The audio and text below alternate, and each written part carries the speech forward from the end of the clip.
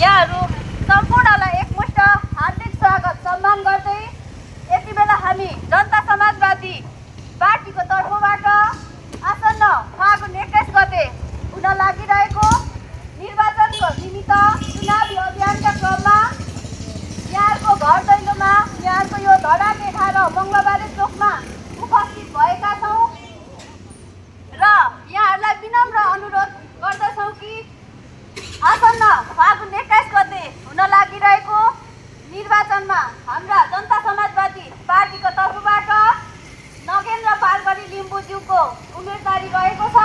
उहाँलाई हाम्रो चुनाव चिन्ह जात चुनाव चिन्हमा अत्याधिक बहुमतले विजय गराइदिन हुनको लागि हार्दिक अनुरोध गर्दछौँ र त्यसै गरी समानुपातिक तर्फ धरान 11 निवासी यहाँहरूको चेली यहाँहरूको छोरी यहाँहरूको दिदीबहिनी बिना पुमा राईज्यूलाई पनि अत्याधिक बहुमतले विजय गराइदिन हुनको लागि हार्दिक अनुरोध गर्दछौँ र त्यसै गरी अबको क्रममा कति पनि ढिला नगरी हाम्रा जनता समाजवादी पार्टीका प्रतिनिधि सभा सदस्य उम्मेदवार नगेन्द्र पारघरी लिम्बुज्यूलाई आफ्नो भनाइहरू राखिदिनको हुनका लागि हार्दिक अनुरोध गर्दछु।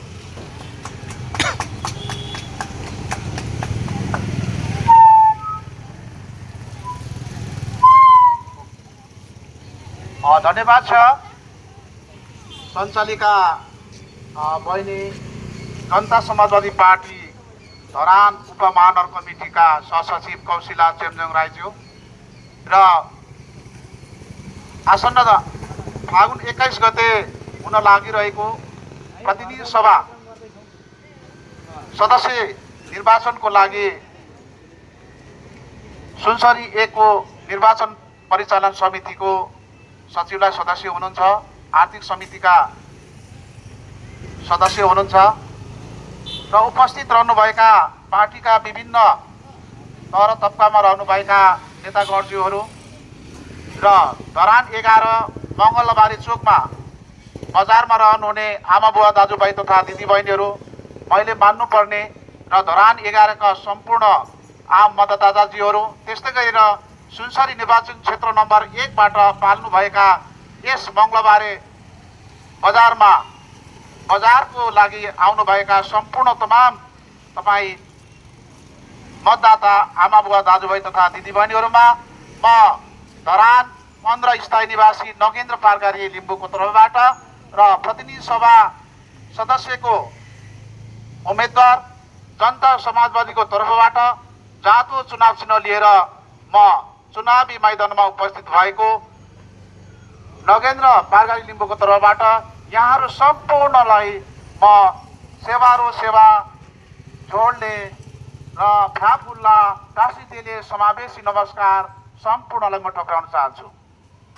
वास्तवमा हामीले गएको 2079 मा भएको निर्वाचनमा यहाँहरूले आफूले आफ्नो अमूल्य मताधिकार प्रयोग गरेर निवर्तमान सांसद हाम्रा जनता समाजवादी पार्टीका केन्द्रीय अध्यक्ष पूर्व मन्त्री श्रद्धेय अशोक कुमार राईज्यूलाई विजय हासिल गराउनु भएको थियो र उहाँ निवर्तमान सांसद हुँदैदेखि म स्वकीय सचिवको रूपमा रहेको थिएँ र हामीले धेरै कुराहरू म्यानिफेस्टो आफ्ना घोषणापत्रहरूमा उल्लेख गरेका कुराहरू हामीले केही कामहरू गर्दा गर्दै 2 वर्ष 7 महिना पछाडि जुन विषम परिस्थिति आन्दोलनबाट उब्जियो त्यसबाट यो अहिले 2 वर्ष लगभग 9 महिना पछाडि यो निर्वाचनहरू को लागि हामी होमिरहेका छौँ र हामीले धेरै कुराहरूमा घोषणापत्रमा उल्लेख गरे बमोजिम सुरुङ मार्ग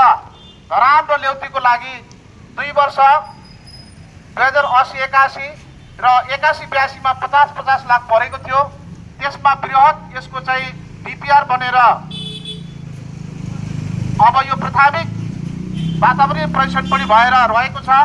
लगभग यो 12 अर्ब योजनाको प्रोजेक्ट हुनेछ र यो धरानलाई सुरुङ मार्ग भएमा यो बिजनेसको हक बन्नेछ र यहाँ छिमेकी मुलुक भारतबाट पनि बिहार प्रान्तबाट पनि धेरै पर्यटकहरू भित्रिने हाम्रो लक्ष्य रहेको छ र विदेशका पर्यटकहरू र आन्तरिक पर्यटन हो प्रबन्धनको क्षेत्रलाई बढाउनको लागि धरानलाई त्यसलाई सुरुङ मार्गलाई निर्माण गर्नुपर्ने भएको छ।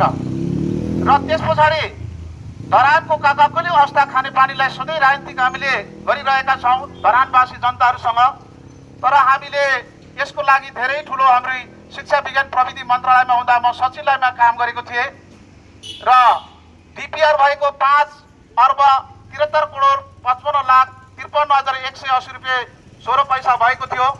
तर एकीकृत खानेपानी अथवा यो एकीकृत सहरी खानेपानी आयोजना अन्तर्गतले चाहिँ यसको 6,21,00,00,000 बराबरको अनुमानित लागत बनायो। त्यसमा 20% लगभग हामीले स्थानीय सरकारले बेहोर्नु पर्ने र 80% अनुदानको रूपमा चाहिँ सरकारले दिने भने तापनि स्थानीय सरकारले त्यसमा रिकमेन्डेसन अथवा सिफारिसमा साइन नगर्नु भएको हुँदा त्यो अहिले अन्य जग्गामा गएर त्यो कार्यक्रमहरू सञ्चालन भइरहेको छ। तथापि पनि हामीले 20% भनेको लगभग 1 अर्बको बजेट थियो। त्यो पनि कोशी प्रदेशको प्रदेश सरकारले अथवा माननीय मुख्यमन्त्रीज्यूले कम्तीमा पनि त्यसलाई हामी 20% रकमहरू बेहोर्ने कुरा गर्नुभएको थियो, प्रतिबद्धता जनाउनु भएको थियो। तर पनि स्थानीय सरकारले त्यतिखेरको अवस्थामा यो चाहिँ सिग्नेचर नगरेको हुँदा त्यो कार्यक्रमहरू ल्यास भएर गयो। फेरि पनि हामी निर्वाचन पछाडि त्यसको लागि अगाडि बढाउनको लागि कोसिस गर्नेछौँ र त्यसो भएको हुनाले धरानको खानेपानी सदाको लागि हामी कम्तीमा 30 देखि 50 वर्षको लागि चाहिँ हामीले कहीँ पनि खोज्नु पर्दैन भन्ने हो। अब यहाँले बुझ्नु होला सरकारले दिएको अनुदान होइन, ऋण हो। वास्तवमा नेपाल 1.5 वर्षको आर्थिक वर्षमा ऋणमा डुबेको छ। यहाँलाई थाहा छ 27 खर्बभन्दा धेरै ऋण भएको छ। तर हामीले विकसित मुलुकहरूको देशहरूलाई हेरौँ, अमेरिका अहिले $37 ट्रिलियन ऋणमा डुबेको छ। त्यस्तै गरेर चाइनाको आर्थिक उन्नति सबभन्दा विश्वमा अगाडि स्तर उन्नत भएर गएको छ। तर चाइना अहिले $14 ट्रिलियन भन्दा धेरै ऋणमा डुबेको छ। त्यसो भएको हुनाले अहिले वर्ल्ड ब्याङ्कबाट ऋण लिने क्रम देशहरू राष्ट्रहरू यसरी ऋणी भएको छ र हाम्रो देशलाई पनि हामीले ऋण नबोकाइकन हामीहरूले काम गर्नको लागि आफ्नो स्थानीय वस्तुहरूलाई हामीले उत्पादन गरेर हामीले एक्सपोर्ट निर्यातमा हामीले ध्यान दिनु भने राम्रो हुन्छ भन्ने कुरा म राख्न चाहन्छु। र यसरी नै हामीले भएका गाउँघरका सबै खेतीहरू हामीले आफ्नो उब्जनीमा लगानी गऱ्यौँ भने हामी कुनै पनि ठाउँमा चाहिँ हामी चुक्नु पर्दैन भन्ने कुरा पनि म यहाँ राख्न चाहन्छु। यसै गरेर धरानमा भएका अहिले व्यापारका हकलाई चाहिँ अहिले धेरै व्यापारी वर्गका मित्रहरूबाट भएको अहिले आर्थिक ह्रास भएको कुरामा पनि हामी उन्नति गर्न चाहन्छौँ र पर्यटन क्षेत्रहरू बनाउन चाहन्छौँ। त्यसो भएको हुनाले दीर्घकालीन समस्या समाधानको लागि साथै श्रीजङ्गा चोकबाट चाहिँ 0 पोइन्टसम्म 4 लेनको बाटो 81-82 को आर्थिक वर्षमा 25,70,00,000 थियो। तर स्थानीय सरकार त्यतिखेरको सरकारले कुनै पनि ध्यान नदिएको बन्न सकेन। यहाँहरूले चाहिँ ध्यान दिनुपर्ने कुरा छ।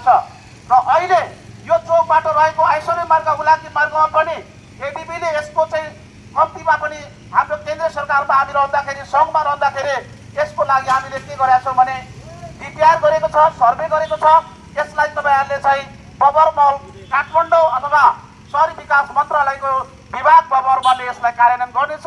एडिबीको लगानी अथवा यसको उहाँको अनुदान तर सहरी विकास मन्त्रालयको विभागले यो कार्यान्वयन गर्ने भन्ने कुरा म यहाँहरू सम्पूर्णलाई म जानकारी दिन चाहन्छु। र यसो त मैले 2046 देखि आफ्ना सामाजिक कामहरूले गर्दै र 2000 हामीले चाहिँ 53 सालदेखि सामुदायिक उपभोक्ता महासङ्घहरूको कार्यक्रम गर्दै हामीले वातावरण वनलाई संरक्षणको जलाधार र सूक्ष्म जलाधार बृहत जलाधारदेखि लिएर विकास निर्माणका कामहरू, जलुकै पुलको कामहरू र ठुल्ठुला स्तरोन्नतका बाटाका कामहरू, सडक निर्माणका कामहरू, पुल पलेसाका कामहरूदेखि लिएर हामीले आफ्ना विभिन्न खानेपानीका योजनाहरू मेरो तर्फबाट मैले धेरै कामहरू गरेको हुँदाखेरि मेरो आफ्नो अनुभवहरू धरानका जनताहरूमा म आफ्नो सेयर गर्न चाहन्छु। त्यसो भएको हुनाले म आफ्नो चुनाव जाँतोमा यहाँहरूले आफ्नो अमूल्य मताधिकार प्रयोग गरेर मलाई यो फागुन 21 गते हुने प्रतिनिधि सभाको सदस्यको लागि हुने निर्वाचनमा यहाँहरूले मत दिएर विजय गराउनको लागि म यहाँ मङ्गलबारी निवासी, धरान 11 का निवासी लगायत सुनसरी निर्वाचन क्षेत्र नम्बर 1 भित्रका तमाम आदरणीय मतदाता दाजुभाइ तथा दिदीबहिनीहरू र मैले मान्नुपर्ने मान्यजनहरूलाई म हार्दिक अपिल गर्दै म आफ्ना छोटो बनाइहरू यो कोण सभाबाट र चुनावी यो प्रचार प्रसारको कार्यक्रम धरान 11 को लागि हामी उपस्थित भएका थियौँ। यो सानो कोड सभाबाट म आफ्ना कुराहरू यति नै राख्दै आफ्ना भनाइहरू यहीँ अन्त गर्न चाहन्छु। हस् त, धन्यवाद, नमस्कार।